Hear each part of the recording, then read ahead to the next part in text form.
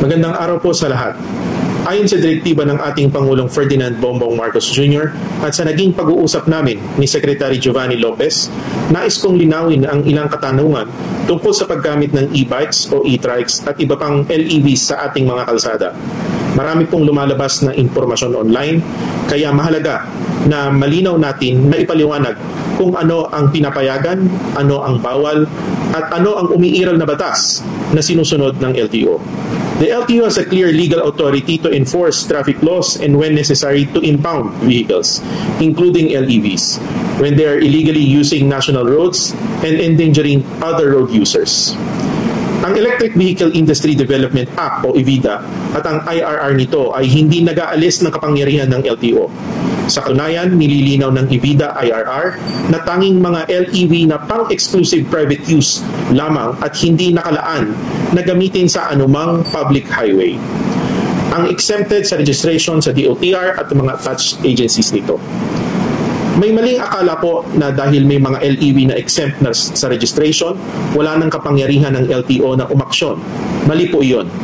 Kapag ang isang LEV, e-bike o e-trike ay pumasok sa national highway kung saan sila bawal at lumalabag sa traffic regulation, may kapangyarihan ng LTO na mag-apprehend at when warranted, impound the unit. Ito ang bahagi ng aming mandato na pangalagaan ang kaligtasan sa kalsada.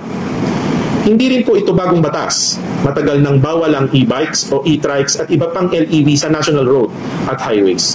Noon pa man, malinaw na sa RA 4136 at sa ating road classification system na ang national road ay para sa high-speed motor vehicles para maiwasan na aksidente at traffic hazard. Dagdag pa rito, pinagtibay na rin ng Korte Suprema ang Joint Administrative Order 2014-01 na nagsasaad ng legal na kapangyarihan ng LTO pagdating sa pagpapatupad ng mga multa at ng impoundment. Ang ginagawa po natin ngayon ay reinforcement ng matagal nang umiiral na patakaran, hindi paglikha ng panibagong pagbabawal. Pwede pa rin gumamit ng e-bikes sa maraming lugar. Ang pinagbabawal lang ay ang pagbiyahe sa national road, hindi ang paggamit ng e-bike. At para sa kaalaman ng publiko, malinaw kung saan pinapayagan ng LEVs. Maaari silang gumamit ng local at secondary road, depende sa ordinansa ng LGU. Maaari silang gumamit ng bike lanes para sa low speed at lightweight LEVs at e-bikes kung pinapayagan ng LGU at akma sa design ng lane. Hindi kasama rito ang high-powered units na parang motorsiklo.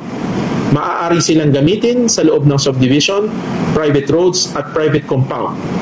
Bawal bumiyahe ang LEV sa national highway.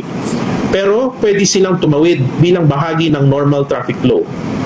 Ang pinagbabawal ay ang pag-cruise o pagbiyahe mismo sa highway, hindi ang pagtawid sa tamang tawiran. Ngayon, doon sa may mabigat na punto, kung dumating ang panahon na may mangyaring aksidente, may masagasaan, may mamatay, o may seryosong sakuna na kinakasungkutan ng isang LEV na walang plaka, walang rehistro, at walang malinaw na pagkakakilanlan, mahihirapan tayong matunton kung sino ang may-ari o responsable. Trabaho ng mambabatas ang magbalangkas ng mas malinaw at mas modernong batas para sa LEVs upang lubusang maprotektahan ang bawat Pilipino. Kung sa tingin nila kulang ang batas, may kapangyarihan silang ayusin ito sa Kongreso. Ang aming panawagan, sana wag na nating hintayin na may malalang trahedya muna bago kumilos. Huwag sana nating hayaan na mangyari muna ang aksidente, sakalang magpapatawag ng hearing in aid of legislation at doon palang kikilos. Habang wala pang bagong batas, tungkulin ng LTO ipatupad ang umiiral na batas upang masigurong ligtas ang lahat.